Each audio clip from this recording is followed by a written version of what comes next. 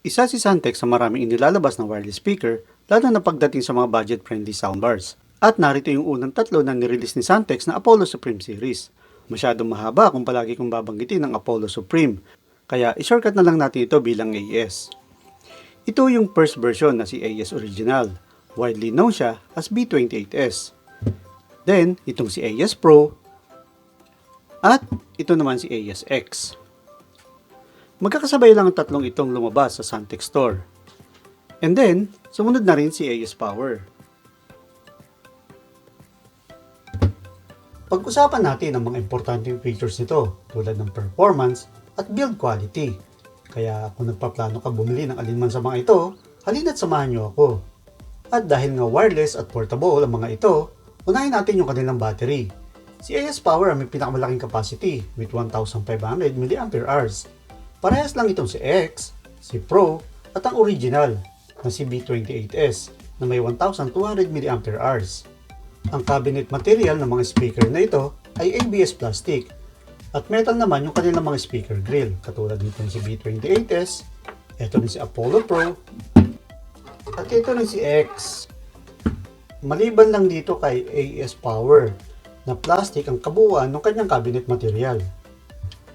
Responsive ang mga controls ng lahat ng ito, pero hindi ko masyado nagustuhan ang positioning ng control ni ASX. Okay naman kahit nasa side. Ang problema lang ay masyado itong malapit at nakadikit sa volume knob. Paano kung medyo malaki ang daliri mo? Mahirapan ka ng onti dito. May pagkakataon pa na iangat mo ito kung kailangan mong pinutin ang button na nasa ilalim. Bluetooth mode. Base sa kanilang sukat at haba, pinakamahaba si ASX. Sinundan ito ni Pro at saka ni Power. Halos nasa 3mm lang ang diferensya ng dalawang ito. At ang pinakamaiksi naman ay ang original na si B28S. Lahat ng apat na ito ay merong sound notification. At medyo may kalakasan ng mga ito. Pakinggan natin isa-isa yung kanilang power on notification. Santex Apollo Supreme. Bluetooth mode.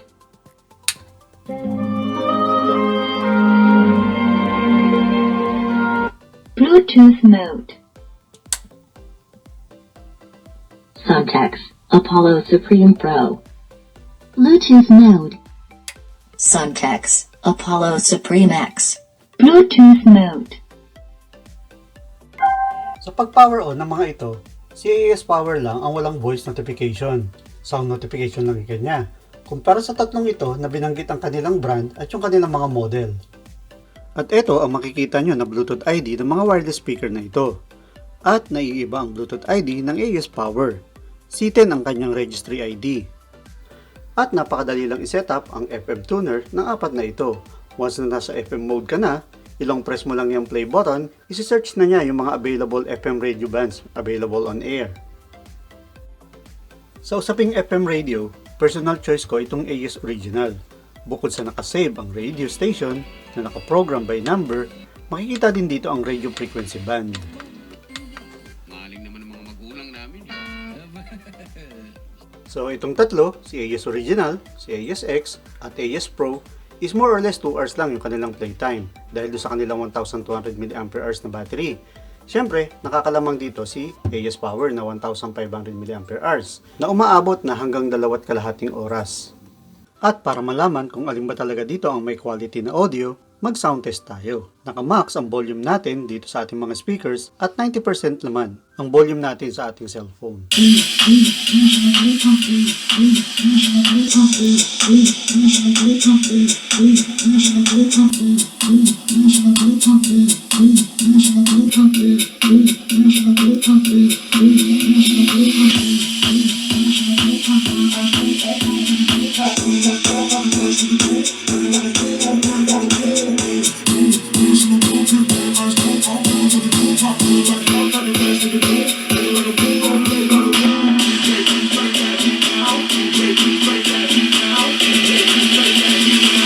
Sip H, that super bass got boom, boom. Got me dead like I'm Kurt Cobain, boom, boom. Sip H, that super bass got boom, boom. Got me dead like I'm Kurt Cobain, boom, boom. Sip H, that super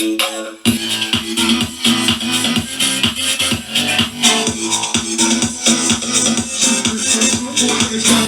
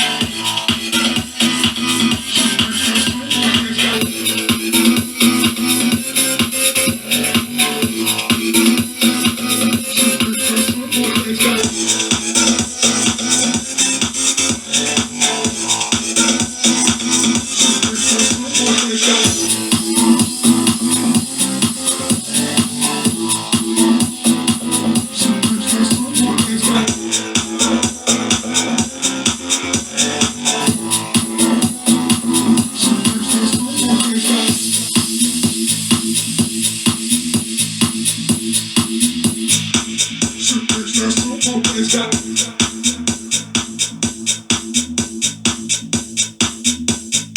Shit makes that super bass got.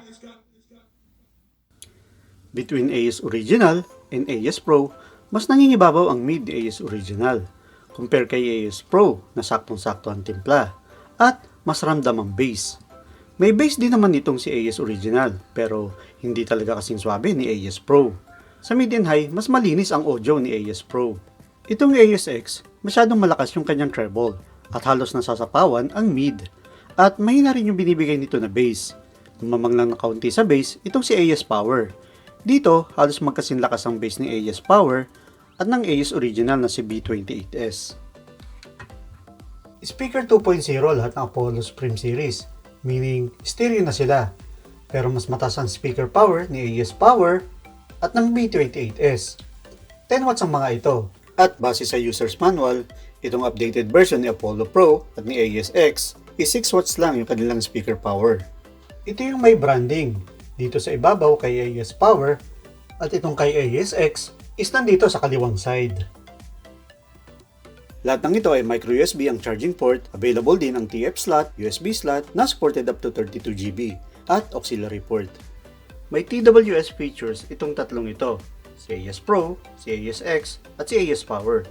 Pero itong si AS Power at itong si AS-X is very compatible sa isa't isa lalo sa pag-pair. Napakaganda ng kanilang synchronization.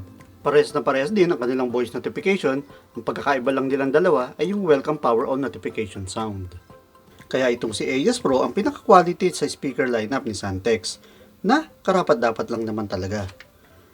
'Di ba? Kapag sinabi mong Pro, top of the line dapat. At ang isa pang bagong member ng Apollo Supreme lineup ay si Apollo Supreme Max. Ano sa palagay nyo guys? Mas okay ba na i-compare si AS Max dito kay Apollo Pro or Apollo Pro Max versus sa mas nauna na Huawei Y933? And as of September 24, 2021, ito ang updated price nila. Malaking tulong ang pag-subscribe mo para makagawa pa tayo ng ganitong klaseng video review. Salamat at hanggang sa muli.